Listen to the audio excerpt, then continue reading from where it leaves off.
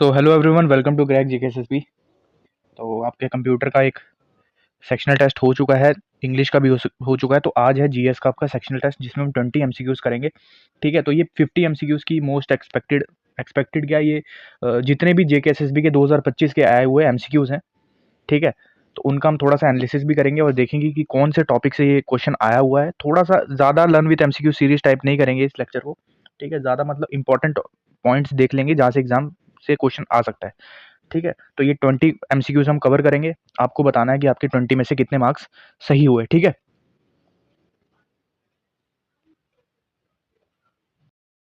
So hello everyone, welcome to crack JKSSB learn with MCQ series. सो आज हम cover करेंगे 50 एमसीक्यूज, और ख़ास बात ये है कि ये सारे के सारे आपके पीवाईक्यूज हैं जो 2025 के एग्जाम्स में आए हैं, और भी कुछ इसमें पुराने एग्जाम्स के भी एमसीक्यूज हैं। तो ये काफ़ी ज़्यादा इंपॉर्टेंट सेशन हो जाता है आपका। ठीक है, इसमें हम देखेंगे कि कौन सा एमसीक्यू कौन से टॉपिक से आया है, और थोड़ा सा एनालिसिस भी करेंगे। ज़्यादा डीप में नहीं जाएंगे क्योंकि ये लर्न विद एमसीक्यू सीरीज नहीं है, ये आपका एक टाइप का मॉक टेस्ट लगा लो। ठीक है, वो है। तो आप देखो कि आपकी प्रिपरेशन कैसे चल रही है। ठीक है, और हर एक क्वेश्चन का देखेंगे कौन से टॉपिक से आ रहा है और कैसे कैसे सवाल और इन फर्दर बन सकते हैं। ठीक है, तो देखते हैं। पहला है, विच railway division has jurisdiction over the Jammu Baramulla railway line. तो इस क्वेश्चन का आंसर बताना क्या होगा। ठीक है,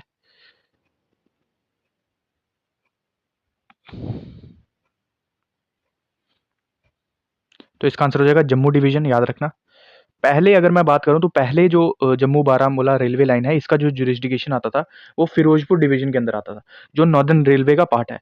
लेकिन अभी एक आपको पता है, ये जो जम्मू डिवीजन है ये 70th डिवीजन है, अब बनाई गई है लेटेस्ट। ठीक है, 70th डिवीजन है।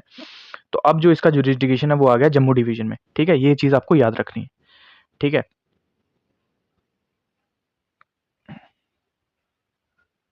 ठीक है, और आपको ये जो USBRL प्रोजेक्ट है इसके बारे में भी पढ़ना है। ठीक है, ये काफ़ी ज़्यादा इंपॉर्टेंट प्रोजेक्ट है। ठीक है, Udhampur Srinagar Baramulla rail link project. ठीक है, अगर इसके बारे में कुछ हम थोड़ी सी चीज़ें जान लेते हैं, क्योंकि क्या पता यहाँ से सवाल पूछे। ठीक है, तो थोड़ी अगर मैं इसकी हिस्ट्री की बात करूँ तो याद रखना, ये जो ऑफिशियल तौर पे जो सैंक्शन किया गया था वो किया गया था 1994 1995 के ईयर में। ठीक है, 1995 के ईयर में। ठीक है, और 2002 में इसे नेशनल प्रोजेक्ट डिक्लेयर किया गया। 2002 में इसे नेशनल प्रोजेक्ट डिक्लेयर कर दिया गया। और याद रखना, क्वेश्चन आता है कि इसमें कितने टनल्स हैं, तो याद रखना 36 टनल्स हैं इस प्रोजेक्ट में। टोटल 36 टनल्स हैं। ठीक है, ये चीज़ आपको याद रखनी है। ठीक है, और दो आपको पता ही होगा कि जो जून अगस्त 2025 में यूएसबीएल को ऑफिशियली इनॉग्रेट कर दिया गया था और ट्रेन्स चलने लगी थी। ठीक है, वंदे भारत एक्सप्रेस। तो इसमें रूट आ जाते हैं, जैसे उधमपुर आ जाता है, कटरा, रियासी, बनिहाल, ठीक है, काजीगुंड, श्रीनगर वगैरह, बुडगाम वगैरह। तो ये रूट ये कवर करता है, ये जो लिंक है। ठीक है, तो ये चीज़ आपको पता होना चाहिए। सेकंड है, और ये सेकंड है, मैंने ये आपको एमसीक्यू एनालिसिस सीरीज में बता रखा है, ये इंदिरा कोल के बारे में, जो फिजियोग्राफी की क्लास थी, तो अच्छे से मैंने बता रखा है इसके बारे में। तो पहले क्वेश्चन देखो, फिर उसका आंसर दो क्या होगा। ठीक है, करेक्ट बताना है कि करेक्ट कौन सा है इसमें से। ठीक है, करेक्ट बताना है। तो इसका क्या आंसर हो जाएगा। इसका आंसर हो जाएगा Indira Col is a mountain pass in the Siachen Muztagh in the Karakoram range. ठीक है, और बाकी गलत हो जाएंगे। ठीक है, ये भी गलत हो जाएगा। There is only one Indira Col नहीं है, दो हैं, एक ईस्ट है एक वेस्ट है। ठीक है, तो ये मैंने पूरा बता रखा, इसके बारे में नहीं बताऊंगा, आप फिजियोग्राफी वाली क्लास देख लेना। थर्ड है, Ponni rice is mainly grown in which state of India. तो कहाँ पे होती है मेनली। ठीक है, पोनी, तो ये बताना आपको। तो कहाँ पे होती है, तमिलनाडु में। ठीक है, और याद रखना एक राइस जो है मुश्क बुर्जी राइस। ठीक है, मुश्क बुर्जी राइस, ये कहाँ पे है, तो याद रखना तमिलनाडु में। ओ सॉरी, अनंतनाग में। ठीक है, अनंतनाग में। जम्मू कश्मीर की एक टाइप है मुश्क बुर्जी, और अनंतनाग की टाइप है, याद रखना अनंतनाग में ग्रो होती है। ठीक है, मुश्क बुर्जी, ये चीज़ आपको याद रखनी है। और भी कुछ इंपॉर्टेंट राइस के टाइप्स बता देता हूँ, और कौन कौन से स्टेट से वो लिंक्ड हैं, तो वो भी पता होना चाहिए। जैसे यहाँ पे तमिलनाडु का पूछ लिया, तो क्या पता किसी और स्टेट का भी पूछ सकता है। ठीक है, तो ये क्रॉप्स वाला जो सेक्शन है आपका, तो वहाँ से ये क्वेश्चन बन सकता है। तो देखते हैं और कौन कौन सी है। एक राइस टाइप पूछ सकता है गोबिंदो गोबिंदो भोग। ठीक है, गोविंदो भोग, ये होती है वेस्ट बंगाल की वैरायटी, ठीक है। प्राइमरी स्टेट जो है, एक होता है अम्बे मोहर, ये लिख लेना अम्बे मोहर, ये आ जाती है महाराष्ट्र, वेस्टर्न घाट्स। क्या हो गया, वेस्टर्न घाट्स, ठीक है, महाराष्ट्र अम्बे मोहर हो गया, ठीक है। एक टाइप होती है काला नमक, काला नमक टाइप होती है हमारे पास यूपी, ठीक है। पोनी मैंने बता चुका हूँ, वो होती है तमिलनाडु की। एक होती है, याद रखना, बिहार की होती है कातारनी, ये होती है बिहार की टाइप, ठीक है। और एक इम्पॉर्टेंट और होती है, याद रखना, बोरा, हाँ, ये पूछा गया एग्जाम्स में, बोरा होती है असम की, ठीक है। तो ये मैंने मेजर टाइप्स बता दी, तो ये आप लिख लो अपनी नोटबुक पे। तो जैसे यहाँ पे ये क्वेश्चन फ्रेम हुआ है, 2025 का क्वेश्चन है जीकेएसएसबी का, ठीक है। तो ऐसे भी ये पूछ सकता है, इनमें से आ सकता है, ठीक है। तो इसका क्या आंसर हो जाएगा, तमिलनाडु पोनी राइस, ठीक है। चलते हैं फोर्थ पे। तो मैं हर एक टाइप बताऊंगा कि ऐसे और कौन से क्वेश्चंस फ्रेम हो सकते हैं, ठीक है। एनालिसिस नहीं करेंगे, लेकिन हाँ थोड़ा सा बता दूंगा कि ऐसे ऐसे होगा, ठीक है। क्योंकि आपको पता है कि लर्न विद एमसीक्यू सीरीज में हम पूरा का पूरा जो एमसीक्यू एनालिसिस करते हैं। तो ये जो है, आपको पहले एक काम करना है, सबसे पहले आज ही इंपॉर्टेंट टनल्स ऑफ जे&के और डैम्स, ये सारे के सारे ना आपको टिप्स पे याद होने चाहिए, और लेंथ भी, क्योंकि ये देखो जैसे ये लेंथ पूछा है ना, कांस्टेबल के पेपर में भी इसने लेंथ पूछ ली थी। लेंथ पूछेगा स्टेटमेंट वाइज क्वेश्चन पे, ठीक है, ऐसे वन लाइनर में नहीं पूछेगा। तो आपको बस याद रख लेनी है, बस ऊपर ऊपर से पढ़ लेना है जितने भी, लेकिन टनल्स हैं और डैम्स हैं अच्छे से पढ़ लेना सारे के सारे, ठीक है, जे&के के। तो देखते हैं ये फोर्थ का, फोर्थ का क्या आंसर होगा बताओ। तो सबसे पहले कुछ चीज़ें जान लेते हैं फोर्थ की, श्यामा प्रसाद मुखर्जी टनल के बारे में कुछ चीज़ें जान लेते हैं, ठीक है। पहला याद रखना कि क्वेश्चन आता है कि ये रिनेम कब हुआ था। तो याद रखना, इसका जो पहले नाम था आपको पता होगा, चेन्नई नशरी टनल इसका नाम था, लेकिन रिनेम किया गया था 2019 में, ठीक है। और लेंथ इसकी 9.28 किलोमीटर है, ये स्टेटमेंट बिल्कुल सही हो जाएगी, ठीक है। और उधमपुर को रामबन से कनेक्ट करता है, ये भी बिल्कुल सही हो जाएगा, ठीक है। सेकंड भी सही हो जाएगा, और फर्स्ट भी सेकंड है, सेकंड भी सही है, थर्ड भी सही है। तो फर्स्ट सेकंड एंड थर्ड इसका सही आंसर हो जाएगा। लेकिन बात कर लेते हैं इसके बारे में, और कुछ इंपॉर्टेंट चीज़ें हम जान लेते हैं। और याद रखना, इसको स्टेटस मिला हुआ है इंडियाज फर्स्ट इंटेलिजेंट टनल का, इसको पहला स्टेटस मिला हुआ है इंडियाज फर्स्ट इंटेलिजेंट टनल, ठीक है, ये याद रखना। तो ये भी पूछ सकता है कि एमसीक्यू बन सकता है कि कौन से जे&के का टनल है जिसे इंडियाज फर्स्ट इंटेलिजेंट टनल का स्टेटस मिला हुआ है। तो श्यामा प्रसाद मुखर्जी टनल को मिला हुआ है, ठीक है। और कुछ इंपॉर्टेंट टनल्स के बारे में भी बात कर लेते हैं, क्योंकि पूछ सकता है, जैसे इसका पूछ लिया, ठीक है।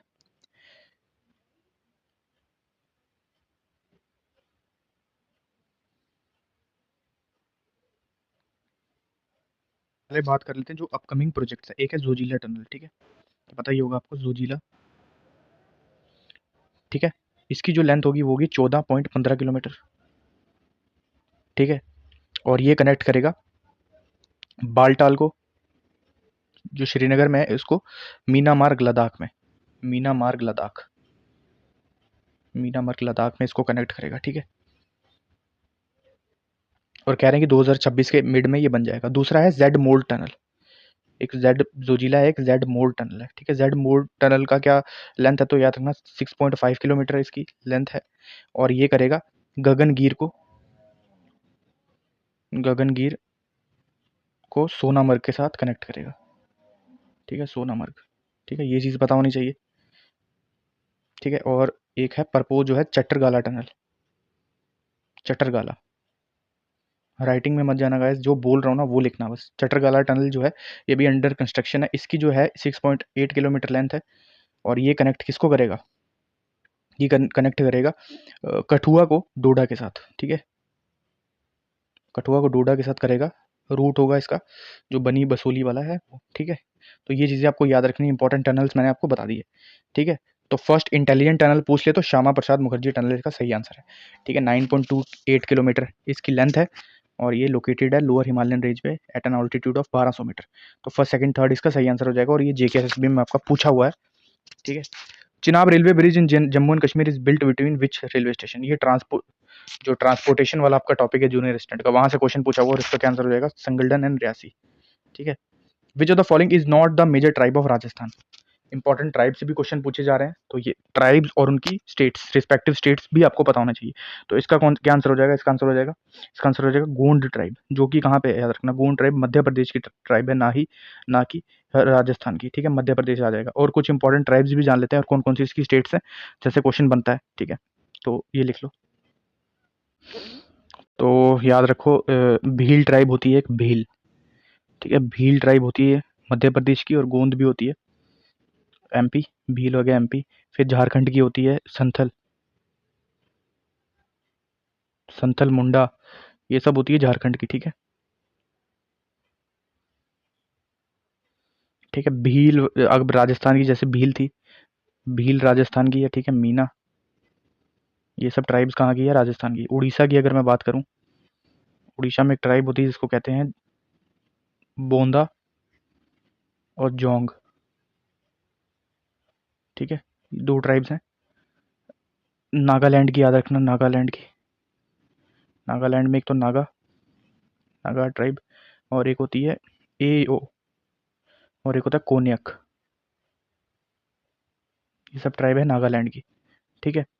और इम्पोर्टेंट याद रखना, एक ट्राइब होती है सेंटिनलीज, काफ़ी ज़्यादा ये खतरनाक ट्राइब होती है, क्योंकि ये पूरा का पूरा जो, ये पूरी तरह से कट ऑफ है जो हमारा मेन इंडिया है, ठीक है, उसके साथ ये पूरी कट ऑफ है। इनको किसी ने भी अभी तक पूरी तरह से एक्सप्लोर नहीं किया है इस ट्राइब को, और कहते हैं जिन्होंने एक्सप्लोर करने की कोशिश भी की है तो इन ट्राइब्स ने उनको मार दिया है, ठीक है। तो इसका जो आंसर हो जाएगा, सेंटिनलीज पाई जाती है अंडमान निकोबार के आइलैंड में, ठीक है, ये याद रखना है। गद्दी ट्राइब होती है, गद्दी ट्राइब हिमाचल प्रदेश की, और आपको पता गुज्जर बकरवाल ये जे.एंड.के की आ जाती है। तो इंपॉर्टेंट ट्राइब्स मैंने आपको बता दी, ठीक है। अब चलते हैं 7th क्वेश्चन पे। With reference to the lakes of Jammu and Kashmir which of the following matches are not correct. तो ये भी मैंने फिजियोग्राफी में जो क्लास थी उसमें आपको ये एमसीक्यू पेस्ट करके ही बताया था, ठीक है, इसके बारे में, इसको एनालिसिस इसका किया था। तो इसका क्या आंसर हो जाएगा? करेक्ट, नॉट करेक्ट पूछा तो इसका हो जाएगा आंसर मनसबल लेक, ठीक है, क्योंकि इसे ज्वेल इन द क्राउन नहीं कहा जाता। ज्वेल इन द क्राउन हमें पता है डल लेक को कहा जाता है, मनसबल को कहा जाता है superior gem of all Kashmiri lakes. और एक क्वेश्चन आएगा कि अगर क्वेश्चन आ गया कि ज्वेल इन द रिंग किसे कहा जाता, तो याद रखना वो कहा जाता है निगिन लेक को, ठीक है, निगिन लेक को। और अगर लेक ऑफ फिशेस पूछ लिए तो गडसर लेक होती है, लेक ऑफ फिशेस, ठीक है, गडसर लेक। लेक पार एक्सलेंस पूछ ले तो याद रखना वो हो जाएगी हमारी डल लेक। एक और चीज़, और लेक पार एक्सेलेंस उसको कहा किसने था? तो लॉरेंस ने कहा था, ठीक है। एक और चीज़ मैं बताना भूल रहा हूँ कि हाँ, रामसर साइट वुलर लेक को कब बनाया गया था? तो 1990, ठीक है, और ये चीज़ें आपको पता होना चाहिए। What does consumer sovereignty in a free market economy refers to. तो कंज्यूमर सोवर्निटी क्या होती है फ्री मार्केट में? ये बताना है। इसका ये मतलब होता है, सिंपल से समझो, इकोनॉमी में इसको, ये कंज्यूमर सॉवरेनिटी को ये कहा जाता है कि जैसे आप कंज्यूमर ही होते हो जो चीज़ें खरीदते हो, ठीक है, तो जितनी ज़्यादा आप चीज़ें खरीदोगे उतनी ही ज़्यादा चीज़ें डिमांड में होगी और प्रोड्यूसर भी उसको बनाएगा, ठीक है। तो जितनी डिमांड होगी उस हिसाब से चीज़ें बन रही हैं, क्योंकि उसकी डिमांड बढ़ रही है तो प्रोड्यूसर भी उसकी क्वांटिटी बढ़ाएगा और फिर वो मार्केट में सर्कुलेट होंगी। तो इसका क्या आंसर हो जाएगा? C, consumer preference guide the production of goods and service. वो ही डिसाइड करता है कि क्या, कौन सी सर्विस और गुड्स मार्केट में मतलब सर्कुलेट होंगी, क्योंकि जिसकी डिमांड ज़्यादा होगी वही सर्कुलेट होगी, ऑब्वियस सी बात है। तो सी इसका सही आंसर हो जाएगा, ठीक है। 4th पे चलते हैं। Which of the following statements about Brihadeshwara temple is are correct. तो ये आपका arts and culture of India से रिलेटेड क्वेश्चन है, ठीक है, और ये जे.एंड.के में पूछा हुआ है। और अगर आपने मेरी आर्ट्स एंड कल्चर की एक लर्न विद एमसीक्यू सीरीज की क्लास देखी है तो उसमें मैंने ये क्वेश्चन करा रखा है और ये 2025 में आया हुआ है, ठीक है। तो 9th का आंसर दो, 9th का क्या आंसर होगा?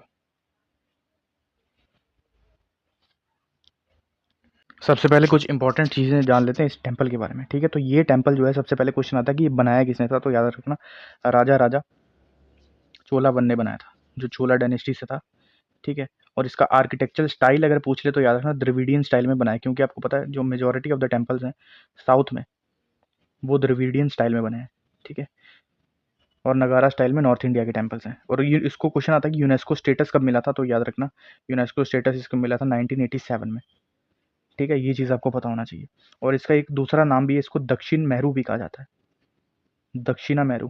क्वेश्चन बहुत बार आता है कि कौन से टेम्पल को दक्षिण मेरू कहा जाता है, तो ये बृहदेश्वर टेम्पल है और ये डेडिकेट किया हुआ लॉर्ड शिवा को, ठीक है, लॉर्ड शिवा को, ठीक है। और ये किसके किनारे है, तो याद रखना कावेरी नदी के किनारे ये टेम्पल सिचुएटेड है। अब क्वेश्चन पे आते हैं। It is located in Tanjore Tamil Nadu. यहाँ पे तो है तमिलनाडु में, लेकिन वेगाई रिवर के किनारे नहीं है, ये कावेरी रिवर पे।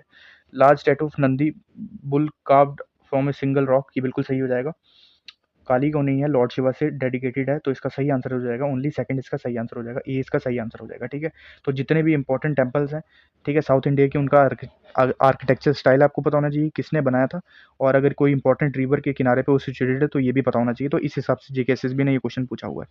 ठीक है, चलते हैं 10th क्वेश्चन पे। Which of the following leader was not associated with the quit India movement, तो कौन सा लीडर है?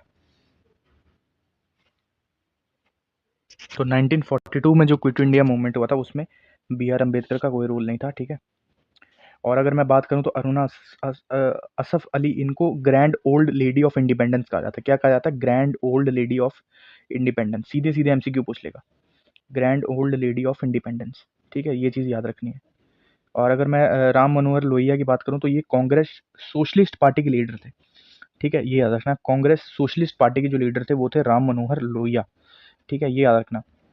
और याद रखना, जयप्रकाश नारायण का शॉर्ट नेम अगर पूछ ले, यहाँ से क्वेश्चन आता है कि इनका शॉर्ट नेम क्या है, तो याद रखना लोक नायक कहा जाता है इनको, लोक नायक, लोक नायक। ठीक है,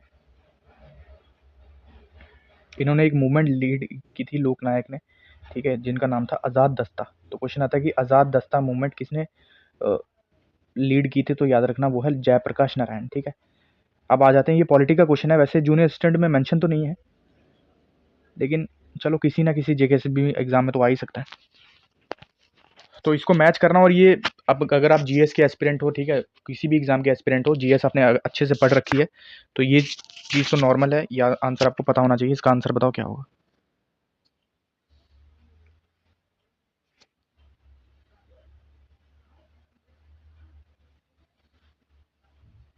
भले ये सबको पता होना चाहिए, मैं सीधा इसका आंसर बताऊंगा, ये इसका आंसर हो जाएगा। कुछ इंपॉर्टेंट चीज़ें मैं बात लेता हूँ, जैसे डीपीएसपी की।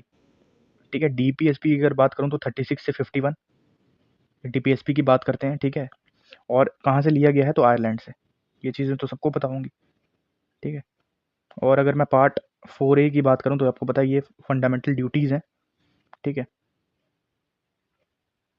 और ये 42nd अमेंडमेंट 1976 एक्ट के ज़रिए इसको ऐड किया गया था।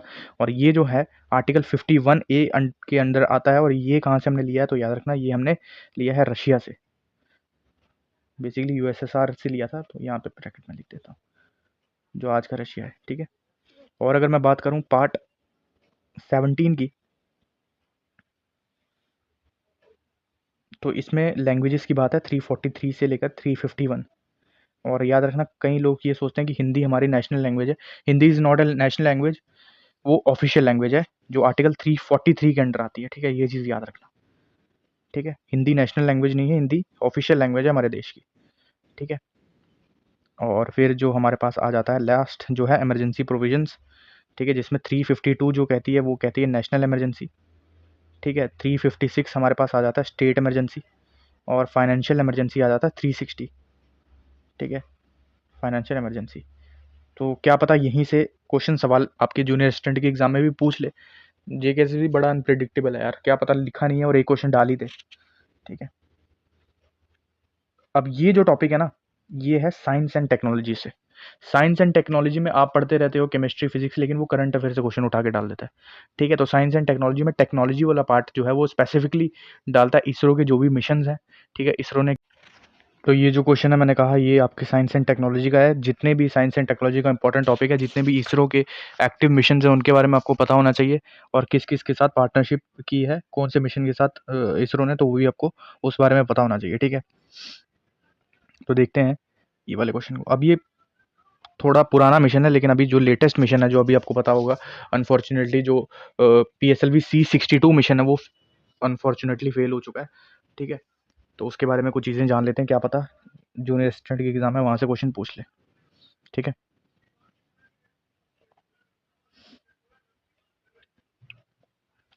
तो सबसे पहले क्वेश्चन यहाँ से फ्रेम हो सकता है कि जो C62 मिशन था, ठीक है, इसमें टोटल कितनी सैटेलाइट्स थी। ठीक है, तो टोटल याद रखना 15 सेकेंडरी सैटेलाइट्स थी और एक प्राइमरी सैटेलाइट थी। 15 सेकेंडरी थी और एक प्राइमरी सैटेलाइट थी। ठीक है, और ये जो 15 सेकेंडरी सैटेलाइट्स थी ये अलग अलग देशों की सैटेलाइट्स थी, ठीक है, जिनमें अगर मैं बात करूं तो जैसे कंट्रीज होगी ब्राज़ील, ठीक है, नेपाल, स्पेन और यूके। इन कंट्रीज़ के इसमें क्या थे, पेलोड थे, ठीक है, 15 पेलोड थे जो सेकेंडरी सैटेलाइट्स थे, ठीक है। और अगर बात करूं जो इंडिया का जो प्राइमरी पेलोड था, ठीक है, वो EOS-N1 था। कौन सा? EOS-N1 जो प्राइमरी पेलोड था वो था EOS-N1, ये याद रखना, ठीक है, EOS-N1 था। और याद रखना इसका एक कोड नेम था, कोड नेम क्वेश्चन में आ सकता है, बहुत ज़्यादा इंपॉर्टेंट है। इसका कोड नेम जो था वो था अन्वेषा, ठीक है, ये एग्जाम में आ सकता है, अन्वेषा। अन्वेषा इसका कोड नेम था, ये आपको याद रखना है, ठीक है। और लॉन्च डेट अगर पूछ ले कि लॉन्च डेट कब हुआ था तो 12 जनवरी को, आपको पता होगा, इसी महीने 12 जनवरी को ये। और ये थर्ड स्टेज पे फेल हो गया था। क्वेश्चन ये भी आ सकता है कि कौन से स्टेज पे फेल हुआ था, तो थर्ड स्टेज पे बेसिकली अपनी ट्रेजेक्ट्री पाथ से अलग हो गया था, ठीक है, टेक्निकल ग्लिच की वजह से। तो ये चीज़ें आपको पता होना चाहिए, ठीक है। तो ये चीज़ें मैंने आपको बता दी, ये आपको पता होना चाहिए जो अभी लेटेस्ट इसरो का मिशन था। तो अगर मैं इसकी बात करूं, जो इसका PSLV C59 मिशन था जो इसरो ने 5 दिसंबर 2024 को लॉन्च किया, इसका था प्रोबा स्पेसक्राफ्ट को हाईली एलिप्टिकल ऑर्बिट पे भेजना। और PSLV की फुल फॉर्म पूछ सकता है तो पोलर सैटेलाइट लॉन्च व्हीकल, ठीक है, ये याद रखना। क्वेश्चन आ जाए कि EOS सैटेलाइट का क्या काम होता है, तो सबसे पहले EOS सैटेलाइट की फुल फॉर्म पता होना चाहिए, अर्थ ऑब्जर्वेशन सैटेलाइट, ठीक है। इसका काम होता है अर्थ को ऑब्जर्व करना, उसके टेम्परेचर, अर्थ का जो भी एटमॉस्फेयर में जो चीज़ें हैं, ठीक है, उन उसको मेजर करना और जो है डेटा प्रोवाइड करना, ठीक है, ये काम होता है EOS का। तो चलते हैं 13 क्वेश्चन पे। Which of the following statement is correct regarding the ice albedo feedback in climate change? 13 का बताओ।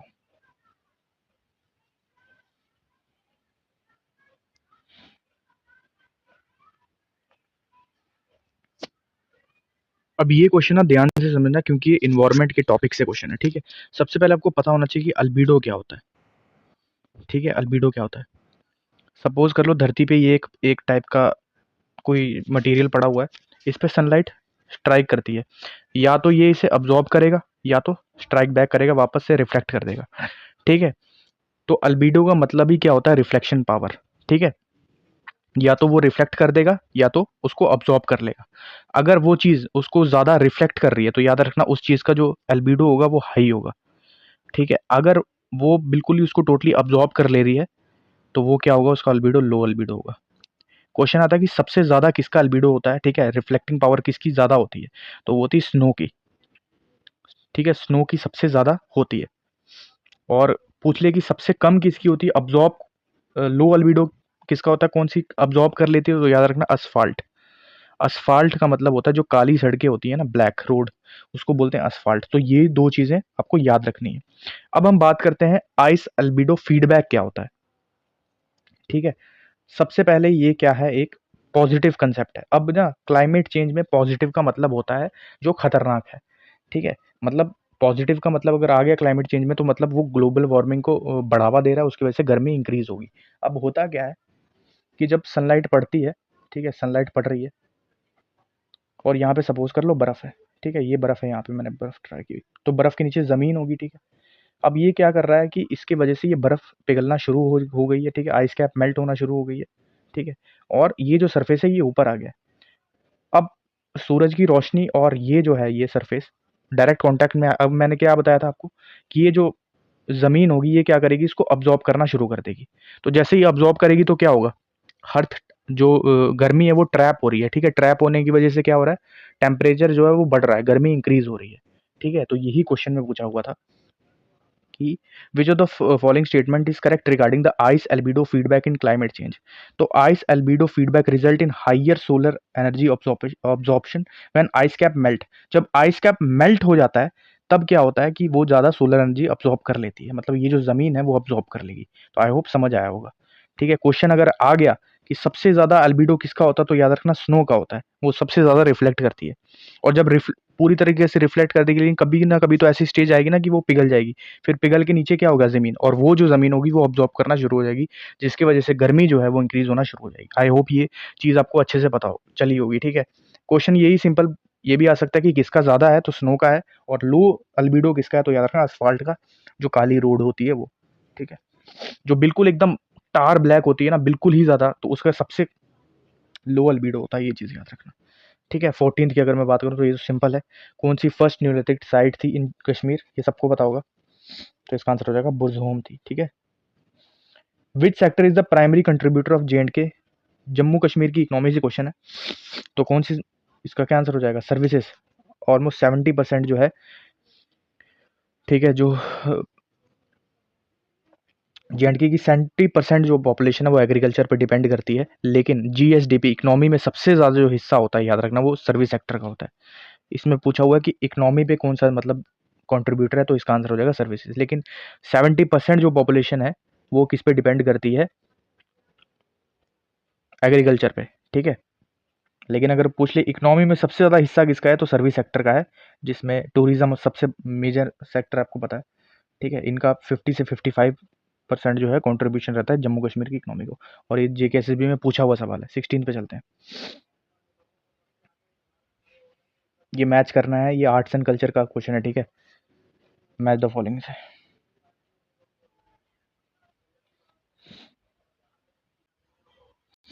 तो डोगरा आर्ट म्यूजियम आपको सबसे पहले पता होना चाहिए कि कहाँ पे डोगरा आर्ट म्यूजियम है, हमारा मुबारक मंडी में, मुबारक मंडी में है। और यहाँ पे कलेक्शन है बसोली पेंटिंग्स की, तो फर्स्ट का तो हो जाएगा 2, ठीक है। ये तो एलिमिनेट ही हो गया यार, क्योंकि पहले सिर्फ बी ही में ही फर्स्ट का 2 आंसर, तो इसका आंसर हो जाएगा बी। और ये जितने भी हैं इनके बारे में आपको इनकी स्पेसिफिकेशंस पढ़ लेनी है, ठीक है, क्योंकि यहाँ से मैच द फॉलोइंग में क्वेश्चन बन सकता है। जितने भी हैं ये डोगरा आर्ट म्यूजियम, अमर महल पैलेस, अखनौर फोर्ट, बाहू फोर्ट, तो इनके बारे में आपको पढ़ लेना अच्छे से, इनकी स्पेसिफिकेशन के बारे में। और इस पे एक स्पेसिफिक क्लास भी आने वाली है, ठीक है, जिसमें कोपन क्लासिफिकेशन बताऊंगा इंडिया का, ठीक है। पूरे इंडिया की क्लाइमेटिक जोन्स का, हर एक अलग अलग जोन्स का कौन कौन सा कोपन क्लासिफिकेशन है, तो वो भी आ जाएगी, ठीक है, क्लाइमेट पे। तो इसका आंसर बताओ 17 का क्या आंसर होगा।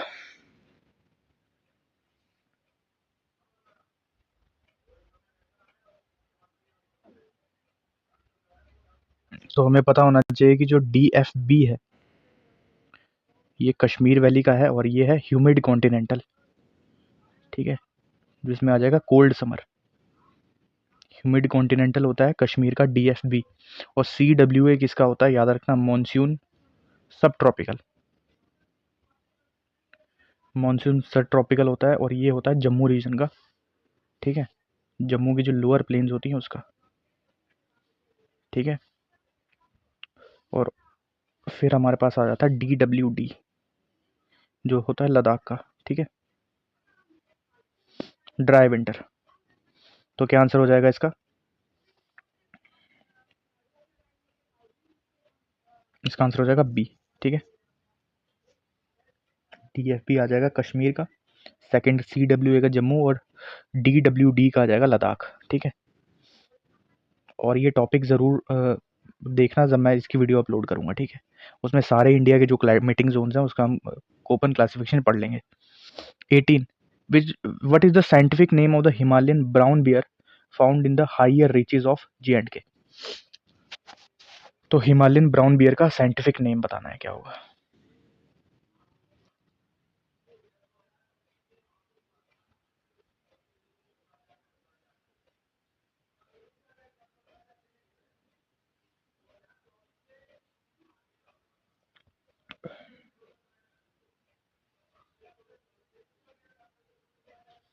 उर्सस एर्कटॉस इसेबिलिनियस, ठीक है, तो 20 का सही आंसर हो जाएगा। जितने भी, पहले मैं यहाँ पे बता देता हूँ, एक तो जो J&K की स्टेट बटरफ्लाई है उसका साइंटिफिक नेम, ठीक है, जो स्टेट एनिमल है उसका साइंटिफिक नेम, ठीक है। और क्रोकस सैटिवस आपको बताना है कि ये किसका साइंटिफिक नेम है, कमेंट में क्रोकस सैटिवस, तो याद रखना ये है जो सेफ्रॉन है उसका, ठीक है, क्रोकस सैटिवस। तो साइंटिफिक नेम याद कर लेना अच्छे से। ये वाला स्किप करो क्योंकि ये पॉलिटी है, अब जूनियर असिस्टेंट में है नहीं तो क्यों करना। Which of the following statement about Dumhal is are correct. तो दुम्मल डांस के बारे में बताना है कि करेक्ट कौन सा है, ठीक है। यार ऐसे क्वेश्चन जो जीकेएसएस भी डालता है ना, बड़े पकड़ से क्वेश्चन होते हैं। देखो ये ना एलिमिनेट हो जाएगा, क्योंकि हमको पता होना चाहिए मेन, जो हमें सबको ही पता होगा जो एस्पिरेंट्स हैं, क्योंकि दुम्मल जो डांस है वो वटल ट्राइब का डांस है, ठीक है। ठीक है, तो अब इसका ओनली थर्ड तो होगा नहीं, ठीक है। अब फर्स्ट इसमें भी है, फर्स्ट इसमें भी है। अब पूछ रहा है फर्स्ट एंड सेकंड है या फर्स्ट एंड थर्ड है, ये देखना है, ठीक है। क्योंकि थर्ड वाला तो ऐसे एलिमिनेट हो गया। ओनली फर्स्ट एंड सेकंड या फर्स्ट एंड थर्ड। और हमें ये भी पता है कि ये भी चीज़, जैसे वटल ट्राइब है तो हमें पता है कि इसको वुमेन नहीं परफॉर्म करती है, मैन करते हैं, ठीक है। तो वुमेन वाला भी एलिमिनेट हो जाएगा, तो फर्स्ट एंड सेकंड गया, सॉरी फर्स्ट तो होगा, ठीक है। वुमेन वाला एलिमिनेट हो जाएगा, फर्स्ट एंड थर्ड इसका जो सही आंसर हो जाएगा, सी इसका सही आंसर हो जाएगा, सी, ठीक है। ओनली फर्स्ट एंड थर्ड इसका सही आंसर हो जाएगा। ये भी पॉलिटी का, इसको भी स्किप करो, ये यहाँ पे आओ, ठीक है। Match the different types of taxes in India with their corresponding impositions. ये सारे के सारे अगर देखना होगा, ये पीडीएफ मैं दे दूंगा, ये सारे के सारे जेके एसएसबी के पूछे हुए सवाल है, ठीक है। ये तो बहुत इजी टॉपिक है इकोनॉमिक्स का, ठीक है। इनकम टैक्स आपको पता है किस पे लगता है, इनकम की, इंडिविजुअल और ऑर्गेनाइजेशन की। तो फर्स्ट का 4 होना चाहिए, ठीक है। सीजीएसटी आपको पता है सेंट्रल गवर्नमेंट लगाती है, तो सेकंड का सेकंड होगा। Third custom duty import export पे लगता है, तो थर्ड का फर्स्ट होना चाहिए। और फोर्थ हमारे पास आ जाता है इंटीग्रेटेड, जो लगता है divide when there is an inter state of transfer of goods and service. तो थर्ड का सॉरी फोर्थ का थर्ड होना चाहिए। तो क्या आंसर हो जाएगा, फर्स्ट का 4, सेकंड का 2, थर्ड का 1 और फोर्थ का थर्ड। तो सी इसका सही आंसर हो जाएगा, ठीक है। तो ये इसका सही आंसर हो जाएगा। तो 20 क्वेश्चंस हो गए हैं आपको, ये आपका एक टाइप का मॉक था 20 क्वेश्चंस का, ठीक है। जिसमें से 2 हमने स्किप कर दिए पॉलिटी के, बाकी 22 क्वेश्चन टोटल किए, जिसमें से 2 हमने स्किप कर दिए, ठीक है। ये पूरी पीडीएफ पीवाईक्यूज की हैं, ये आपको मिल जाएगी टेलीग्राम सेक्शन पे, ठीक है। तो आप वहाँ से चेकआउट कर लेना, ठीक है। तो आपको बताना है कि 20 में से आपने कितने स्कोर किए, ठीक है। ये देख सकते हो, ये पूरे 50 क्वेश्चन की पीडीएफ है, ये आप प्रिंट करा के आराम से प्रैक्टिस इसकी कर सकते हो, ठीक है। तो अगर सेशन आपको अच्छा लगा है तो ज़रूर शेयर करना अपने दोस्तों के साथ, अगर ऑलरेडी देख रहे हो, ठीक है, तो सब्सक्राइब भी कर लेना। एक और चीज़ कि बड़े सारे बच्चे पूछते हैं कि यार ये क्वेश्चन कहाँ से बनते हो जो आप बनाते हो। देखो, सबसे पहला मेरा काम होता है, मैं पीवाईक्यू की एनालिसिस करता हूँ, ठीक है, जितने भी जेके एसएसबी के जो रिसेंट पैटर्न है। फिर मैं एआई टूल्स के ज़रिए मैं देखता हूँ कि यार इस क्वेश्चन में से ना और कितने क्वेश्चन निकल सकते हैं, तो फिर हिसाब से मैं उस मॉडिफिकेशन करके एमसीक्यूज आपके लिए बनाता हूँ, ठीक है। तो फालतू के कमेंट्स नहीं किया करो, ठीक है। तो फिर मिलते हैं नेक्स्ट सेशन में। थैंक्स, ख्याल रखो।